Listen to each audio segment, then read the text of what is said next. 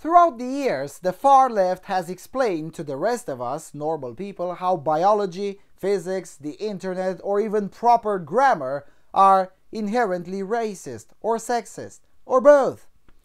So it was only a matter of time before the left came out to declare that mathematics itself is racist. A mere equation or a quotient is racist. Let's explore.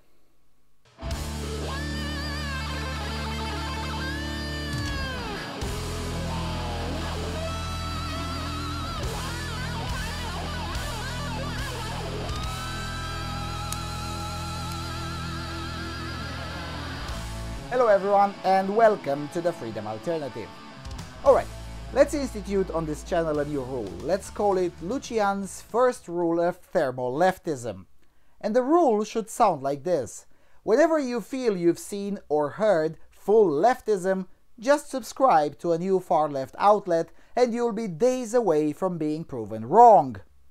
This rule definitely applies in this case, as it takes a special kind of stupid to declare mathematics to be racist. You know, mathematics is one of the most ethnically diverse sciences and the most devoid of emotion science that can exist. Mathematics cannot be racist, although it is quite sexist, because there will always be far more male geniuses than female geniuses, just like there will always be far more male retards than female retards. But when you get to the brass tacks of it, mathematics is just about cold, emotionless numbers. You either have your numbers right or you don't. Nobody cares about anything else in mathematics. But you know, this applies for normal people. For professional agitators of the far left, sometimes also known as sociologists, mathematics is racist. It says so on the CNN. Math is racist. How data is driving inequality. And it reads like this, quote, "In the new book, Weapons of Math Destruction, Cathy O'Neil details all the ways that math is essentially being used for evil. My word, not hers.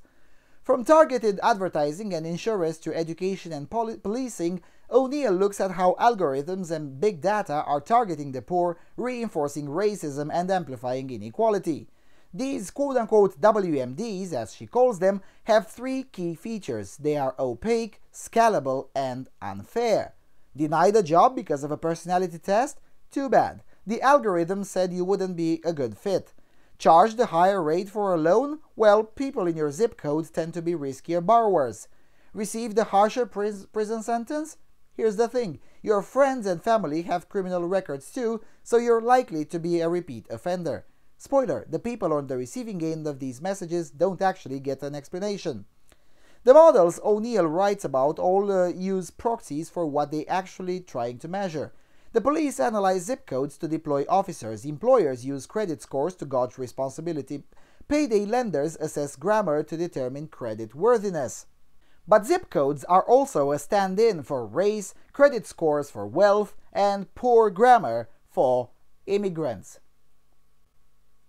So, let me get this straight. It is not the fault of immigrants that they didn't learn proper grammar. It is also not the fault of the individuals who take out loans that they cannot possibly afford. And surely it is not the fault of criminals for committing crimes. Instead, it's the fault of big data for daring to count the results and assess them objectively. And if you fail a personality test, it couldn't possibly be that the algorithm is scheduled to look for the exact type of personality that the business owner wants and you simply don't fit the profile. No. It's the numbers' fault for daring to reject people. And yet for some reason, I am the extremist when I say that leftism is basically a mental disorder and should be treated in psychiatric facilities. And straitjackets should definitely be part of the treatment. But wait, it gets worse. Quote, O'Neil, who has a PhD in mathematics from Harvard, of course it had to be from Harvard, it's the place that produced the highest amount of economically and mathematically illiterate Fed chairmen. So why not mathematically illiterate mathematics PhD and with HAW tendencies? Anyway, so O'Neil has done stints in academia at a hedge fund during the financial crisis and as data scientist at a startup. It was there, in conjunction with work she was doing with Occupy Wall Street, that she became disillusioned by how people were using data. I worried about the separation between technical models and real people and about the moral repercussions of that separation, O'Neill writes. She started blogging at mathbabe.org about her frustrations, which eventually turned into, quote, weapons of math destruction, close quote. One of the book's most compelling sections is on recidivism models. For years, criminal sentencing was inconsistent and biased against minorities, so some states started using recidivism models to guide sentencing. These take into account things like prior convictions, where you live, drug and alcohol use, previous police encounters, and criminal records of friends and family. These scores are then used to determine sentencing. This is unjust, O'Neill writes. Indeed, if a prosecutor attempted to tar a defendant by mentioning his brother's criminal record or the high crime rate in his neighborhood, a decent defense attorney would roar, "Objection, Your Honor!" But in this case, the person is unlikely to know the mix of factors that influenced his or her sentencing and has absolutely no recourse to contest them. Okay, that's actually a fair point. It is unfair and, quite frankly, weird to me to be sentenced based on the fact that your brother is a junkie or the fact that you have some vibrant diversity in your neighborhood that creates, well, vibrancy. But this practice being unfair does not mathematics racist make, isn't it? I mean, mathematics involvement ends the second you have the result of the neighborhood's crime rate or the area's recidivism rate or whatever one is looking for. From that point on, the mathematics job is done. The decision is then made by humans based on further policies developed by other humans. Also, those other humans tend to be leftist Democrats, by the way. Not always, but almost always, since the Republicans, with all their sins, don't tend to believe that criminal sentencing is indeed biased. This lady with a PhD in mathematics should be able to easily learn and determine that the fact that 3% of the US population, i.e. the young black men, committing 50% of the murders is a solid explanation for disproportionate prison population. Again, nothing personal, just numbers. Anyway, let's read some more. Quote, or consider the fact that nearly half of US employers ask potential hires for their credit report, equating a good credit score with responsibility or trustworthiness. This creates a dangerous poverty cycle, O'Neill writes. If you can't get a job because of your credit record, that record will likely get worse, making it even harder to work. This cycle falls along racial lines, she argues, given the wealth gap between black and white households. This means African Americans have less of a cushion to fall back on and are more likely to see their credit slip. And yet employers see a credit report as data-rich and superior to human judgment, never questioning the assumptions that get baked in. Alright, let's stop here for a second. First of all, her argument falls right from the get-go because if it's nearly half of US employers that ask potential hires for their credit report, that means the majority of US employers do not ask for such report. That means people with crap credit score can apply to the majority of employers without risking to be rejected based on their crap credit score.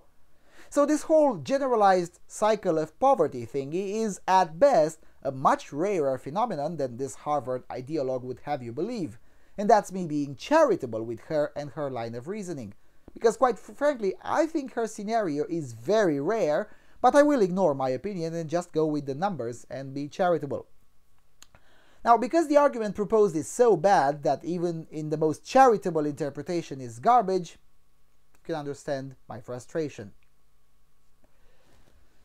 Secondly, this author mentions the, quote, wealth gap between white households and black households, close quote, while later on, as we will see, she's lamenting that big data is morally disconnecting numbers from real people.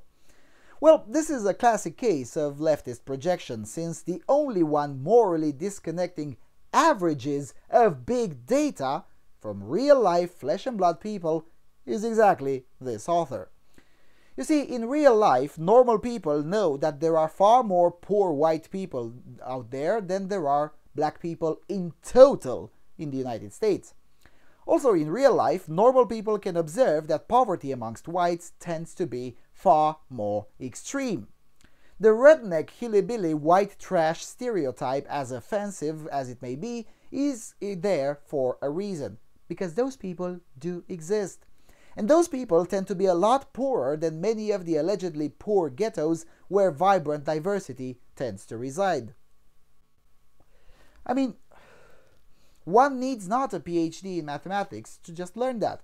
Reading a few honest studies on poverty and comparing a few videos, or even driving through such areas oneself, can go a long way towards tempering one's collectivist tendency to judge individual people by group averages, which is exactly what this author is doing, whilst complaining that others are doing it.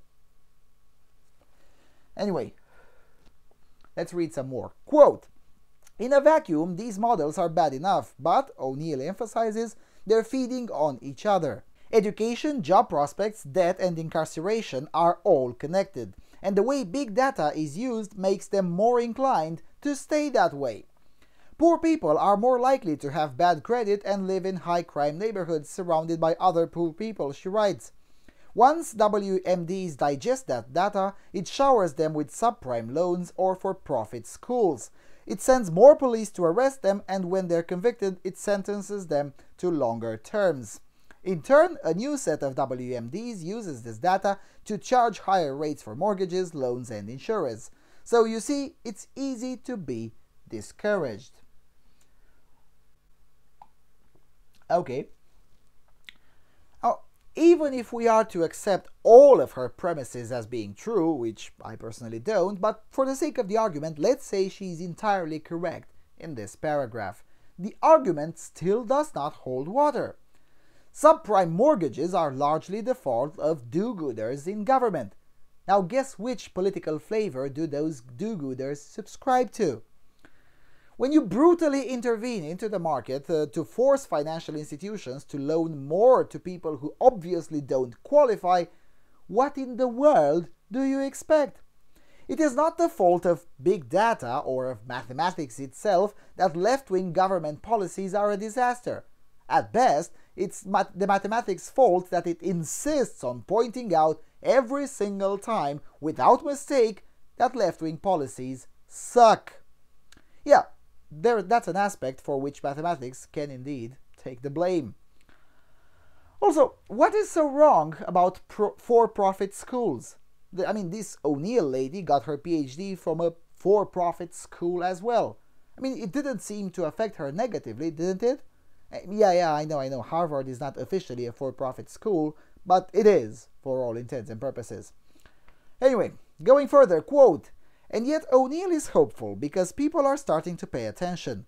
There's a growing community of lawyers, sociologists," here's that word again, "and statisticians committed to finding places where data is used for harm and figuring out ways to fix it." She's optimistic that laws like HIPAA and the Americans with Disabilities Act will be modernized to cover and protect more of your personal data, that regulators like the CFPB and the FTC will increase their monitoring, and that there will be standardized transparency requirements. And then there's the fact that these models actually have so much potential. Imagine if you used recidivist models to provide the at-risk inmates with counseling and job training while in prison, or if police double down on foot patrols in high-crime zip codes, working to build relationships with the community instead of arresting people for minor offenses. You might notice there is a human element to these solutions, because really that's the key. Algorithms can inform and illuminate and supplement our decisions and policies. But to get not evil results, humans and data really have to work together. Big data processes codify the past, O'Neill writes. They do not invent the future.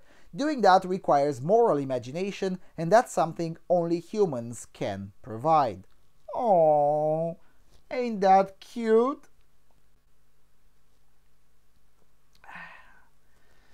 The problem with this line of reasoning is that big data, while indeed not inventing the future, actually can predict the near future quite accurately.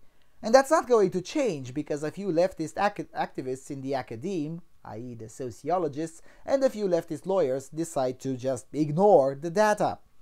On the other hand, it is, after all, standard operating procedure on the left to ignore the data when it refuses to fit the leftist narrative. Now this all boils down to the conflict of visions. Leftists genuinely believe that the only reason things aren't utopianly perfect is because the institutions and white people prevent utopia from emerging. Meanwhile, those of us subscribing to the tragic vision understand that people aren't perfect, and as a result, utopia doesn't exist, never existed, and can never exist. That's why we rely on data on the tragic vision side of the fence. We collect data and try to develop better trade-offs, fully understanding that we cannot make things perfect, and the best we can hope for is to make them slightly better gradually, whilst taking great care not to make other things a lot worse in the process. On the unconstrained vision side of the fence, that would be the left, data is optional, and the whole effort is used to develop solutions under the belief that things can be made perfect, or at least better in a faster way, whilst leaving no secondary effects that could end up making the other things a lot worse in the process. That's what this Harvard PhD lady is guilty of. The belief that she and her team of leftist believers can somehow fix mathematics itself, and in doing so, everyone would be better off, and there couldn't possibly be any negative trade-offs to such an approach. Now, the good news is that big data will eventually prove them wrong again. The bad news is that in doing so, the rest of the populace will suffer as well, sacrificed on the altar of leftist wishful thinking, because humans refuse to learn from history. Anyway, we've gone longer than I expected, so with that being said, thank you all for your continuous support. Thank you for watching. Make sure to subscribe, and I'll see you soon on Freedom Alternative.